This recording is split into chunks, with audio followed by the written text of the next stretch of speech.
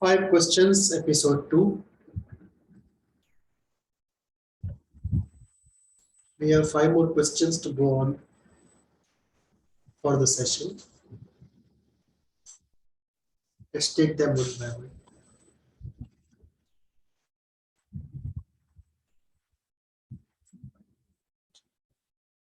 What are the esoteric areas in psychoanalysis?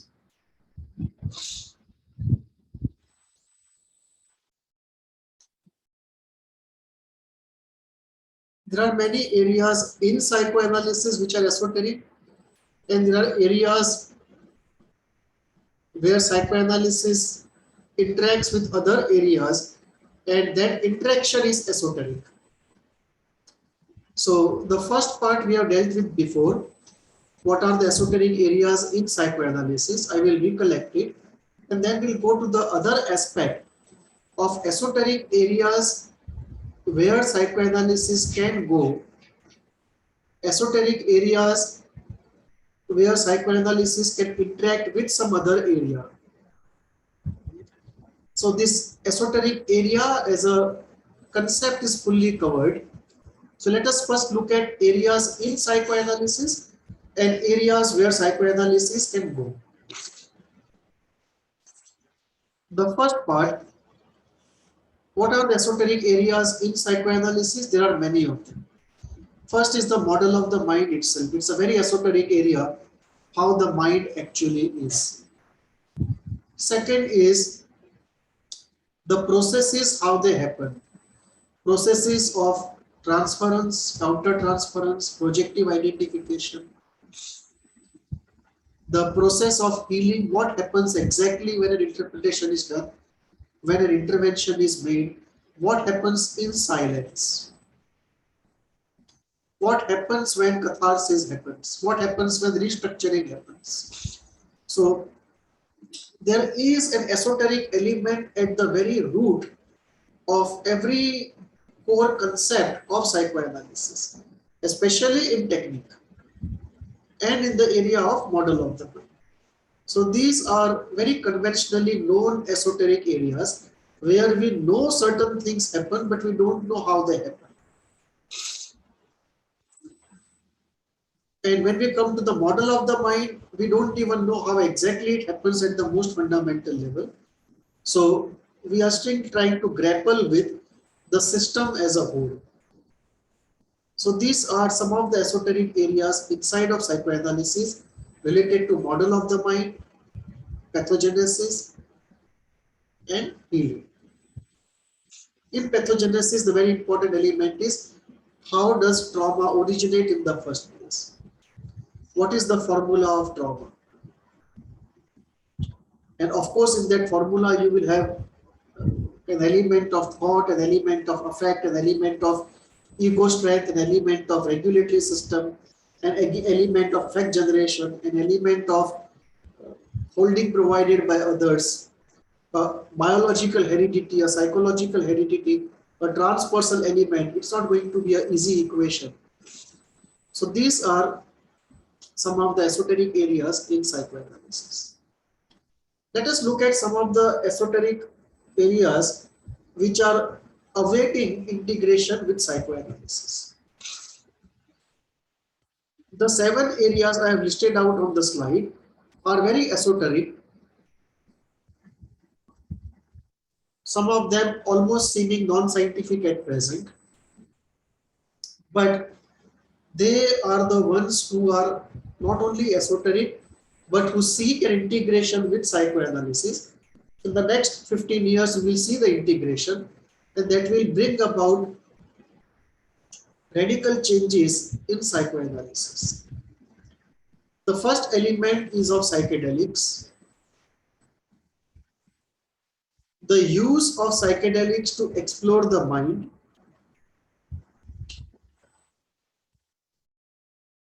Terence McKenna used to say, psychedelics can be to psychology what telescope was to astronomy. We can access states of mind which are not possible to access without psychedelics. Psychedelics are also being tried to overcome the resistance. For example, in ISTDP, when we know anger is repressed, the person is trying his best, but the unconscious resistance is not allowing it to flow. Can we use psychedelics to ease the flow, to overcome the resistances? Similarly, can psychedelics be used to overcome the trauma itself at the root level? So, psychedelics have been used extensively in the East and all ancient cultures. Most well documented in modern times have been the shamans in the Amazon, where their use of psychedelics has been extensively documented. Stanislav Grof also experimented with this and then came to holotropic breathing and a very different technique which can give similar results without psychedelics. In the East, herbal preparations have been known to be used to explore mind for centuries.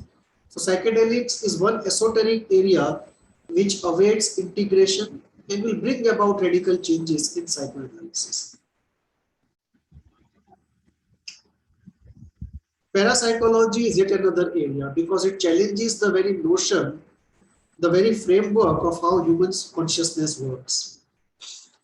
And whether we are looking at a localized consciousness or a non-local consciousness. And if it is non-local, then it opens up a completely new area on the model of the mind. Parapsychology also takes us into esoteric areas of spirits. So this is yet another area where remote viewing,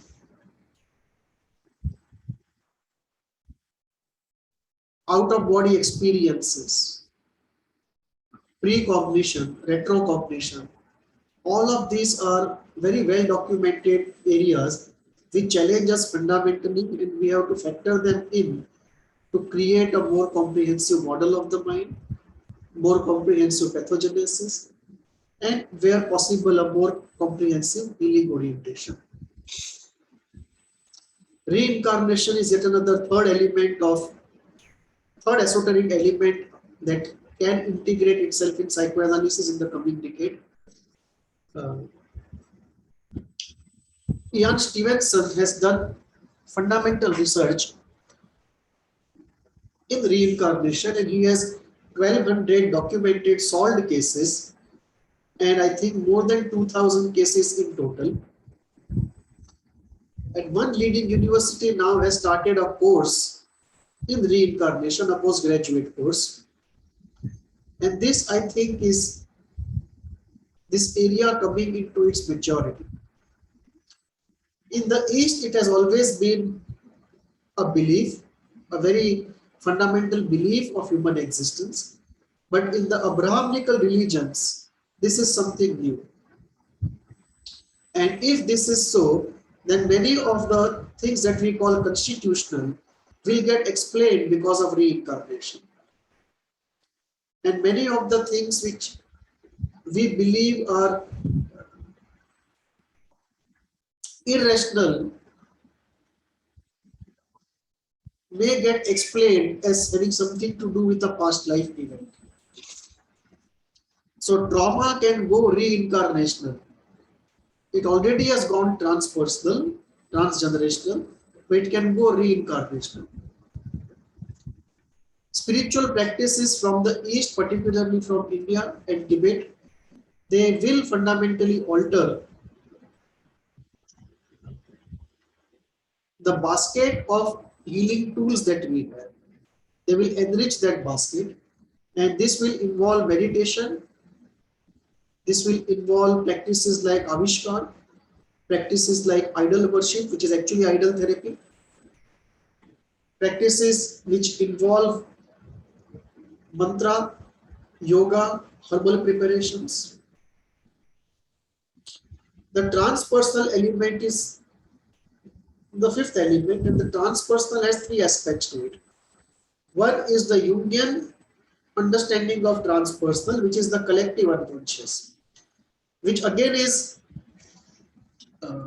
transpersonal because it comes by birth, the heritage of humanity in some essential form, the blueprint of life in some essential form. So it is supra-individual in that sense. So one understanding of transpersonal is Jungian understanding of transpersonal seen as working through the collective unconscious. Second element of transpersonal is intergenerational. Experiments on rats has proven that even though the trauma was received by somebody 2 generations back and the present generation has not seen any of it, the trauma still remains encoded in some way in the person's genetic structure. So there is an intergenerational transmission of trauma or predisposition to trauma or learning out of trauma. And that is another element of transpersonal, the intergenerational, very biological. And the third element of transpersonal has to do with parapsychological. Can there be spirits and entities other than human beings and they playing a role in human affairs, and therefore the world of pathogenesis and healing being incomplete without them? So this opens up a very big door into mysticism. Sixth is the zone, the entire space of Platonic ideas. This brings in an element of design in existence. Is there design in existence? And if there is design in existence, then there will be design of the human mind also. And if so, we are looking at a designed structure which we have to discover and which may not be 100% fluid. And there we will encounter limited free will and limited determinism. And there the idea of Platonic ideas comes in, which finds one expression in Jungian idea of the archetypes. They are separate. Platonic ideas and Jungian archetypes are separate, but they are not completely separate. Jungian archetypes are one specific customized modifications of a broad idea of a Platonic idea.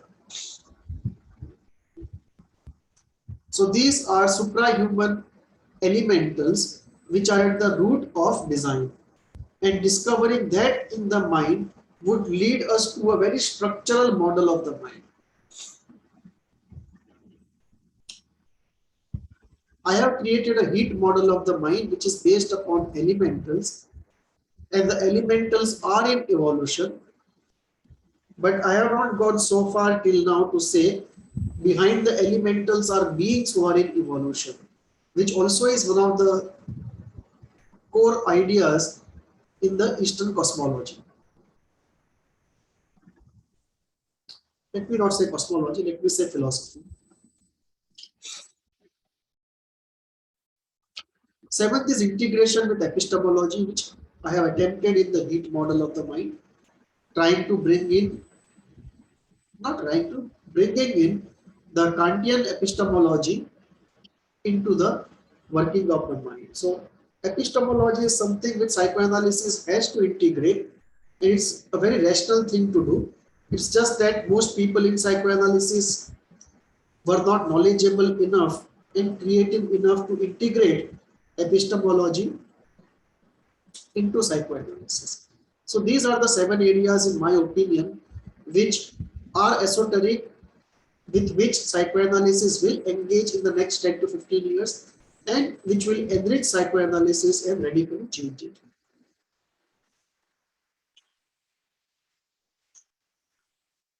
Is it true that psychoanalysis once was a leading school in psychotherapy? Yes, absolutely it is true.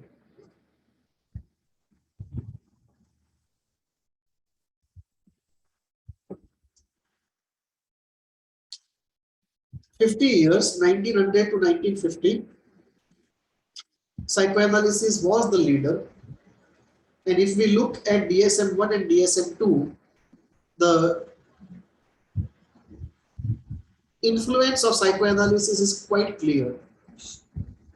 Sicknesses, psychological disorder were described, causation explained, healing technique hinted at, essentially based on psychoanalysis. What happened thereafter was psychoanalysis became extremely closed. Any new idea was just dismissed and criticized as a resistance, as a pathology. And this closedness caused psychoanalysis very heavy.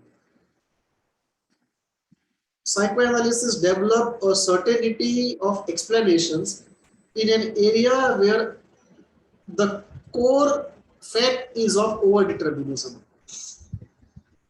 So in an area where overdeterminism is pervasively spread across the zone of causation, in that area, when you develop a certainty of explanation of a monochromatic, monodeterministic nature, then the problem starts, and this happened.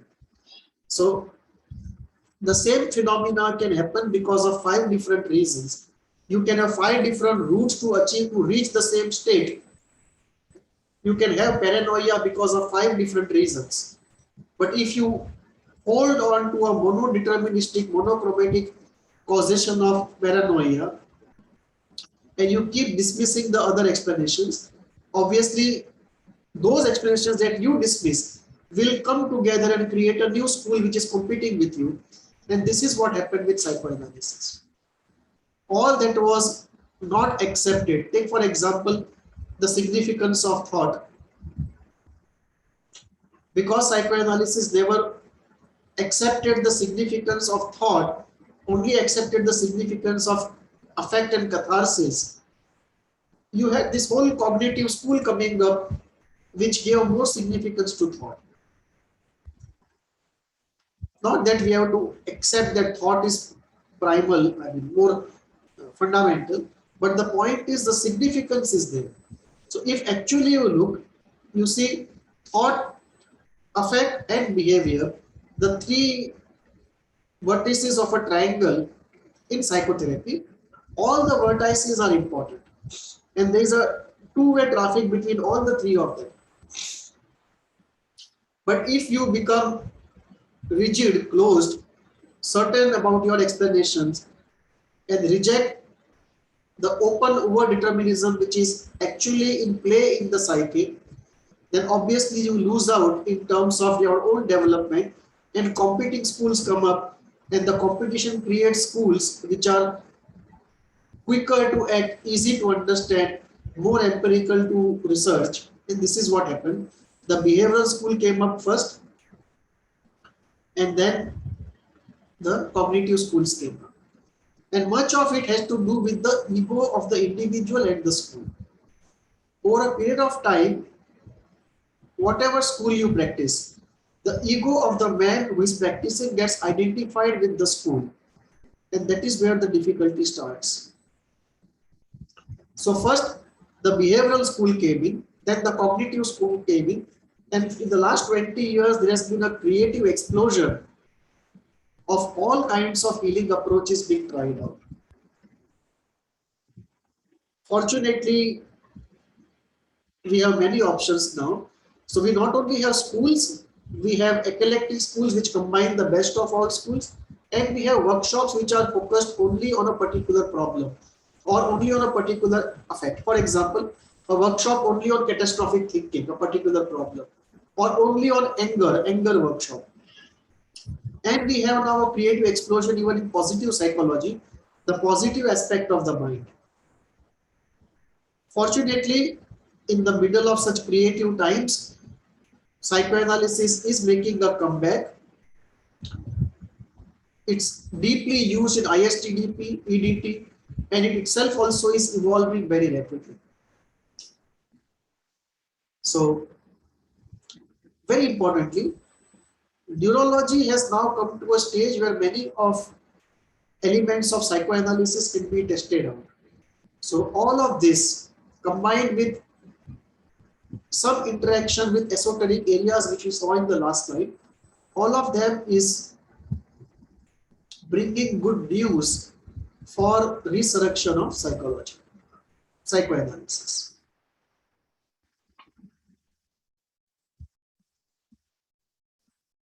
Is synthesis of schools possible in psychoanalysis? Yes. Not only is it possible, it is imperative.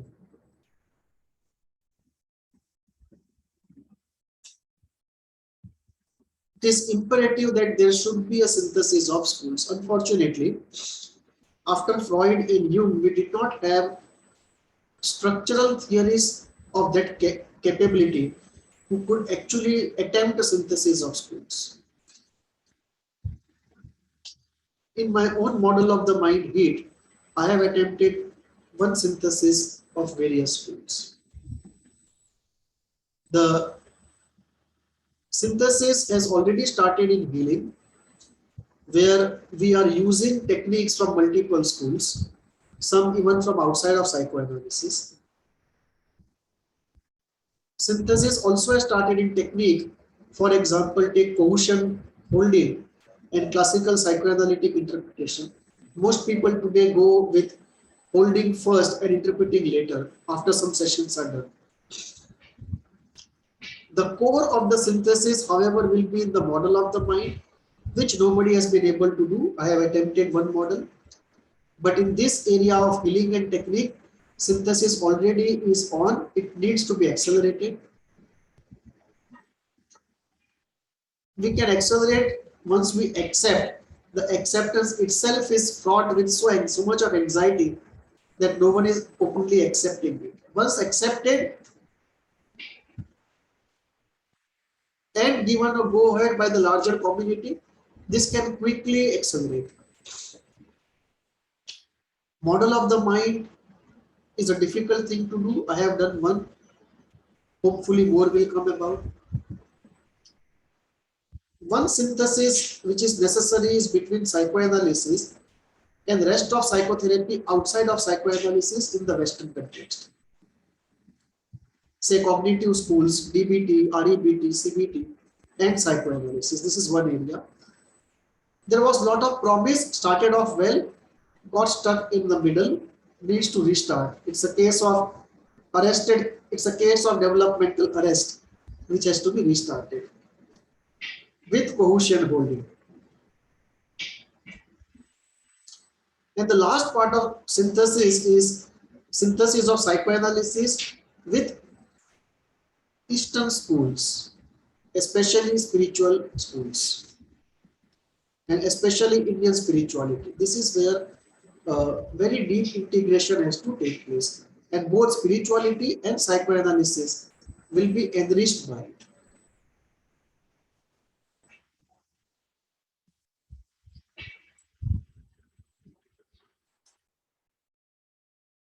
Is the unconscious structured like language?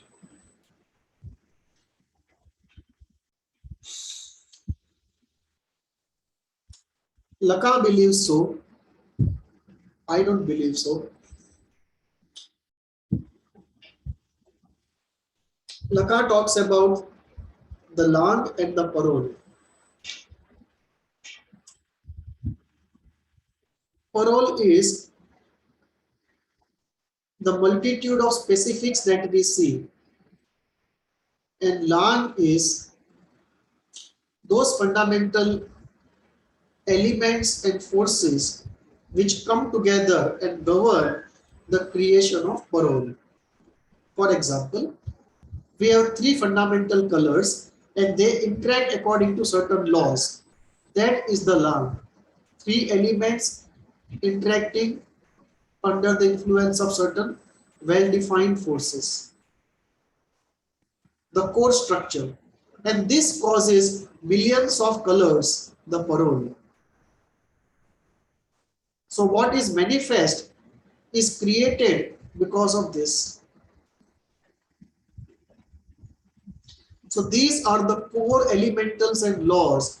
These are the specific situations and the multitude of them. Science is all about finding land in the parole.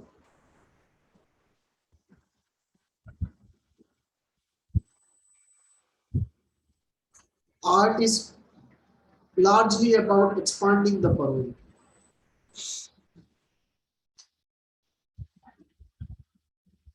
Wittgenstein took up this problem of the land and the parole in his own way of analysis of language.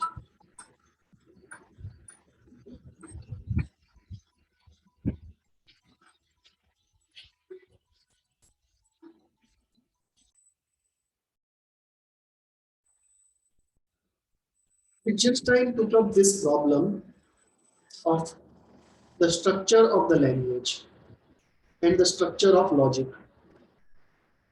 And he did it in two ways. In his first attempt, Tractatus,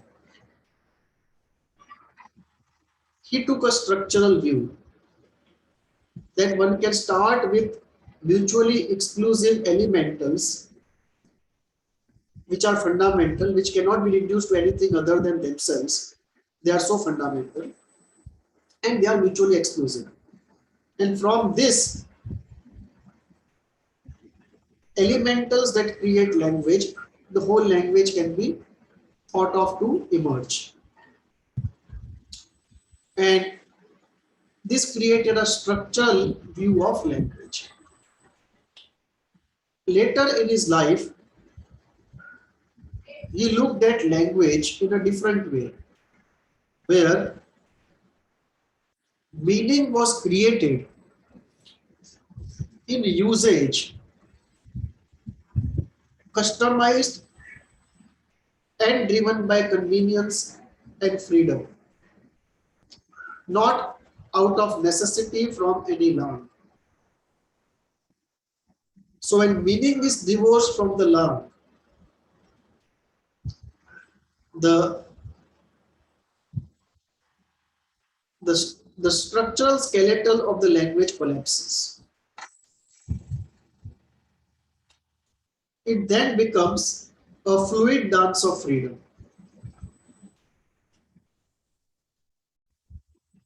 And the question there, that question that comes up there is the structure of language different from the structure of logic?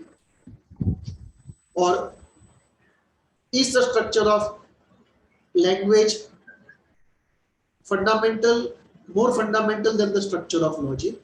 Or is the structure of logic more fundamental than the structure of language? Or is there some more fundamental design which involves thought, affect, and language? And that fundamental design is even more fundamental than both the design of logic and the design of language. And this is where we are. Lacan believes the structure of language is fundamental to the mind. The unconscious is structured like language. I believe the structure of language is not as fundamental. The structure of logic, affect, desire, those structures are more fundamental than the structure of language. There is definitely a fundamental structure of language hardwired into us. It is not a behavioral creation at all. It is inside out, not outside in. Outside in, of course, we innovate, but largely it is inside out unless it is outside in. In terms of the law, of course, in terms of parole, it almost looks completely outside out.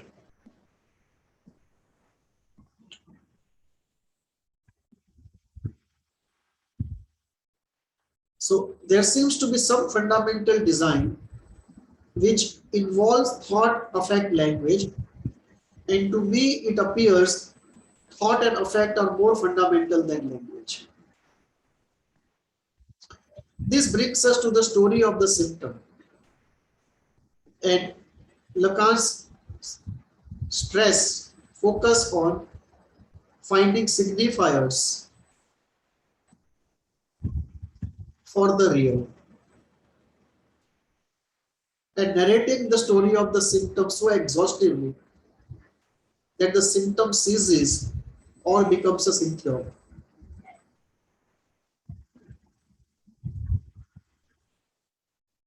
I believe in the exhaustive narration of the symptom. It is not narration which is fundamental. It is what the narration accomplishes at a more fundamental level of effect. That is more fundamental. There may be some other processes also which we have not yet discovered, which might be more fundamental to narration. But definitely, affect processes are more fundamental to the narration.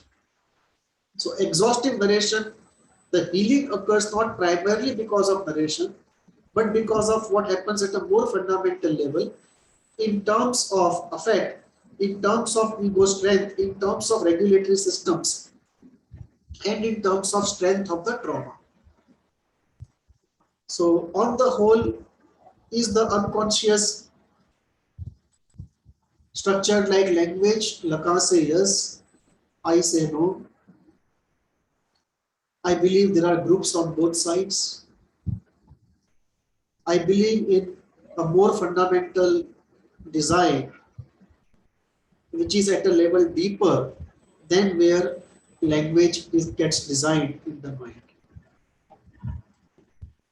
So there would be a more elemental explanation of the mind and the primary elementals coming together in some way might create secondary elementals, or the primary elementals themselves, after creating some structure of logic and effect, would go on to create language.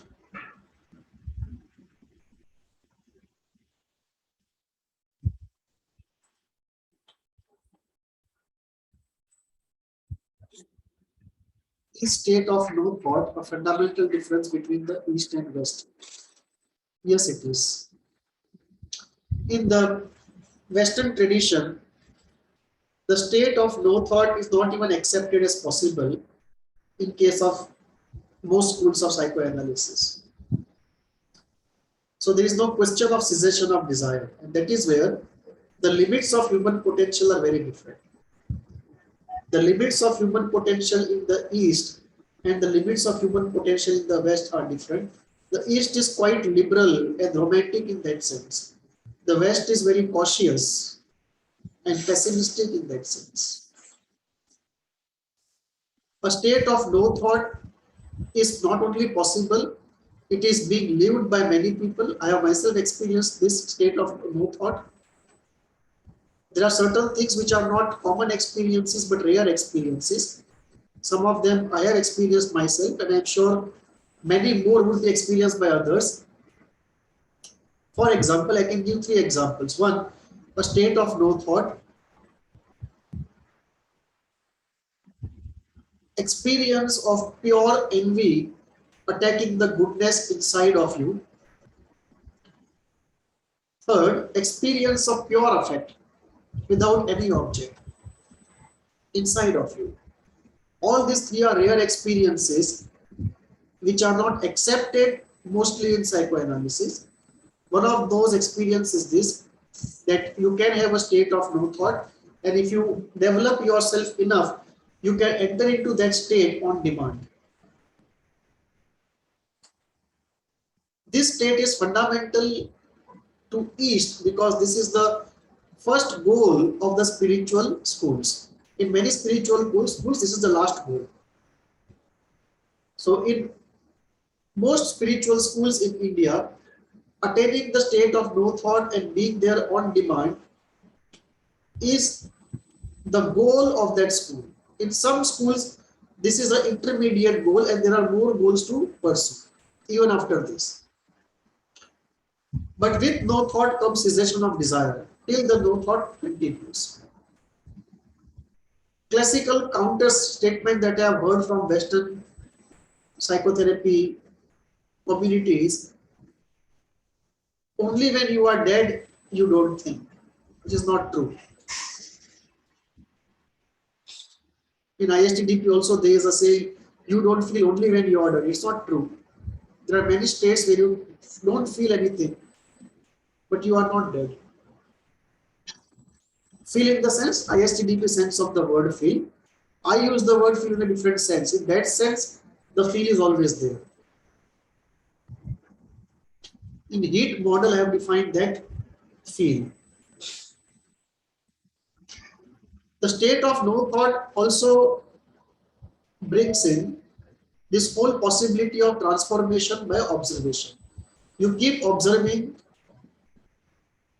what is troubling you, and that goes a sinusoidal waveform. It initially rises and then drops. So transformation by observation, which is the core technique of Indian spirituality, observation. This also changes the model of the mind, because if you can have a state of no thought, the model of the mind will be quite different than the model of the mind which is based upon a ceaseless thinking. This creates a new goal state of rest, bliss, freshness, joy, and peace, which these 5 elements are there in the state of no thought. And the state of no thought is also that land of confluence where psychoanalysis can meet Eastern spirituality, especially Hindu spirituality, and that will enrich both spirituality and psychoanalysis and widen up our paradigm of the human integer. Thank you.